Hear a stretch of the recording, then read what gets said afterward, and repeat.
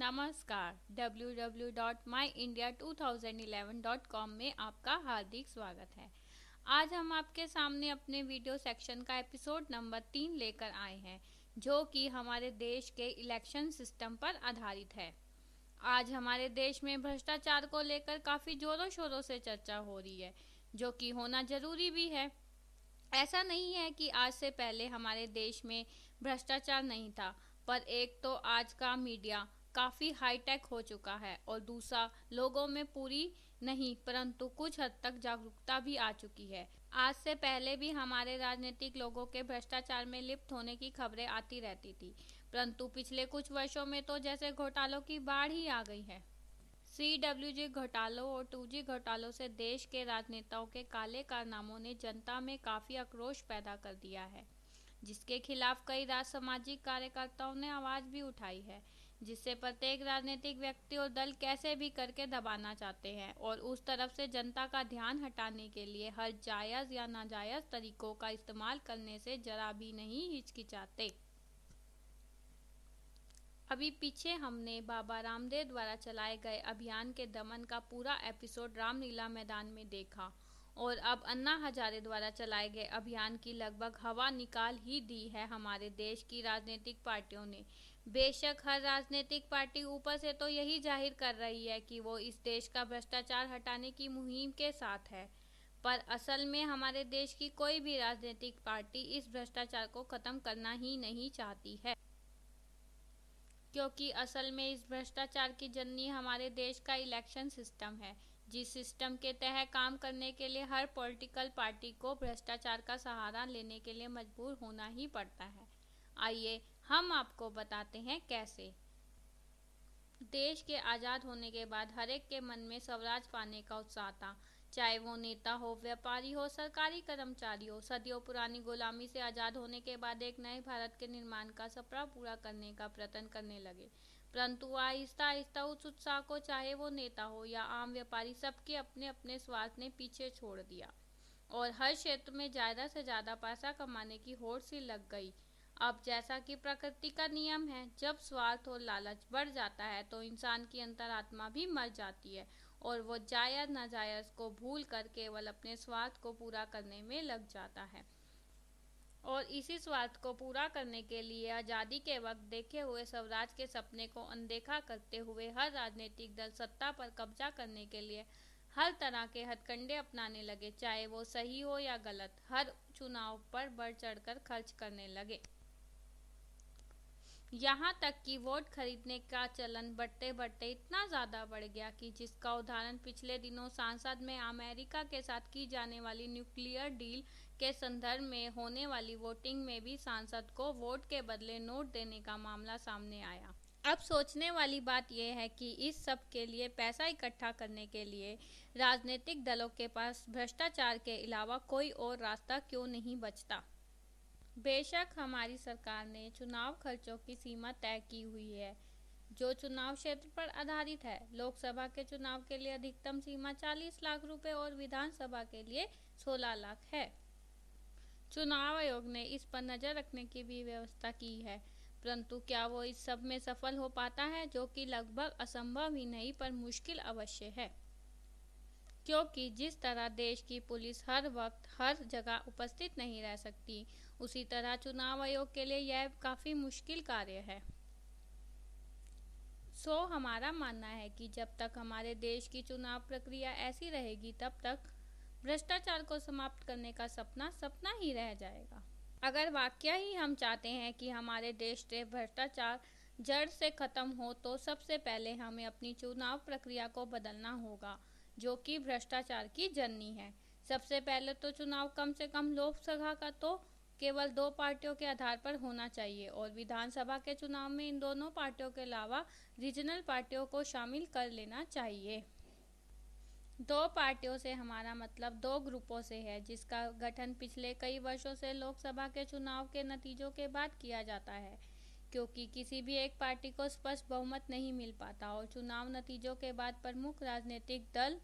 सरकार बनाने के लिए सांसदों के जोड़ तोड़ में लग जाते हैं, जिससे संसद शुरू होने से पहले ही भ्रष्टाचार शुरू हो जाता है और जिस संसद का गठन ही भ्रष्टाचार के बल पर होगा, उससे आप भ्रष्टाचार को समाप्त करने की उम्मीद कैसे कर सकते हैं। केवल 2 राजनीतिक ग्रुपों में अहम मुकाबला होना चाहिए। इसके अलावा केवल स्वतंत्र उम्मीदवार को चुनाव लड़ने की अनुमति होनी चाहिए और जमानत के तौर पर जमा होने वाली राशि को जब्त करने की न्यूनतम वोटों का प्रतिशत इतना बढ़ाया जाना चाहिए कि हर कोई बिना ठोस समर्थन के चुनाव लड़ने की कोशिश ही ना करे, जिससे वोटों का बेवजह बंटवारा नहीं होगा और जो भी प्रत्याशी जीतेगा उसे ज़्यादा से ज़्यादा लोगों का समर्थन प्राप्त होगा। इसका सबसे बड़ा फायदा तो यह होगा कि चुनाव परिणाम के बाद बेवजह की जोड़ तोड़ और हॉर्स ट्रेडिंग को रोका जा सकेगा। चुनाव के दौरान की जाने वाली किसी भी प्रकार की रैलियां या सभाएं भी बिल्कुल बंद होनी चाहिए और ना ही कोई पार्टी या प्रत्याशी किसी किस्म की चुनाव सामग्री बांटेगा, यानी कि कोई भी प्रत्याशी किसी भी प्रकार का चुनावी खर्चा अपने पर्सनल अकाउंट से नहीं करेगा। जो भी करना होगा वो केवल इलेक्शन कमीशन द्वारा किया जाएगा। प्रत्येक पार्टी केवल अपने अपने उम्मीदवारों की डिटेल्स चुनाव आयोग को दे देगा और हर पार्टी और प्रत्याशी को अपना पक्ष रखने के लिए चुनाव आयोग ही राष्ट्रीय चैनल, दूरदर्शन और दूसरे अन्य प्राइवेट चैनलों पर टाइम स्लॉट अलॉट करेगा, जिसके लिए किसी भी पार्टी या प्रत्याशी से किसी भी तरह की कोई फीस वगैरह नहीं ली जाएगी। इस सब का मकसद है कि चुनाव में पार्टियों और प्रत्याशियों द्वारा किसी भी तरह का कोई खर्च करने की आवश्यकता ना होने की वजह से किसी भी पार्टी को किसी से डोनेशन लेने की जरूरत नहीं पड़ेगी, जो कि हमारे देश में होने वाले भ्रष्टाचार की पहली सीढ़ी है। आज के इस वैज्ञानिक युग में जहां हर क्षेत्र में आईटी टेक्नोलॉजी का इस्तेमाल हो रहा है, तो फिर चुनाव में इसका उपयोग करने से प्रशासन हिचकिचाता क्यों है। आज देश की लगभग 25% जनता के पास इंटरनेट की सुविधा है और जिस तरह जगह जगह एसटीडी और पीसीओ फोन के बूथ लगाने से कम्युनिकेशन की फील्ड में क्रांति आई है, वहीं आज जगह जगह इंटरनेट साइबर कैफे हैं। तो फिर हमारा प्रशासन देश में चुनाव को ऑनलाइन क्यों नहीं करवा सकता। जैसा कि बहुत जल्द देश के हर नागरिक को एक यूनिक आईडी नंबर मिलने वाला है, उसी के आधार पर हर वोटर को पासवर्ड दिया जाए और हर वोटर देश के किसी भी कोने से इंटरनेट के जरिए अपने पासवर्ड के द्वारा अपना वोट डाले। और जिस गरीब जनता के पास इंटरनेट की सुविधा नहीं है या वो साइबर कैफे में नहीं जा सकता, उसके लिए इलेक्शन बूथ की तर्ज पर टेम्परेरी साइबर कैफे बूथ लगाए जा सकते हैं और हर बूथ की ऑनलाइन वीडियोग्राफी होती रहनी चाहिए, जिसका लोकल इलेक्शन कमीशन के ऑफिस के साथ साथ सेंट्रल ऑफिस में भी ऑनलाइन प्रीव्यू होना चाहिए, जिससे किसी किस्म की धांधली और हेराफेरी करने का किसी को भी मौका ही ना मिले और वोटिंग खत्म होने के 1 घंटे के अंदर विजयी प्रत्याशी की भी घोषणा कर दी जानी चाहिए, जिससे किसी भी तरह की छेड़छाड़ करने का मौका ही किसी को ना मिले। सारे नतीजे आने पर इलेक्शन कमीशन पूरे रिजल्ट की सारी डिटेल्स, जिसमें विजयी प्रत्याशी के और उनकी पार्टियों के नाम के साथ प्रेसिडेंट या गवर्नर को भेज दे, जो कि उन आंकड़ों के आधार पर खुद ही बहुमत वाले संगठन को सरकार बनाने का निमंत्रण दे।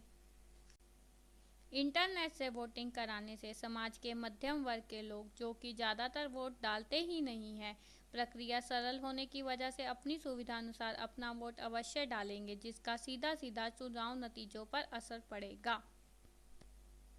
हमारा मत है कि अगर प्रशासन हमारे पूरे देश में चुनाव प्रक्रिया का इस प्रकार सेटअप बना देता है,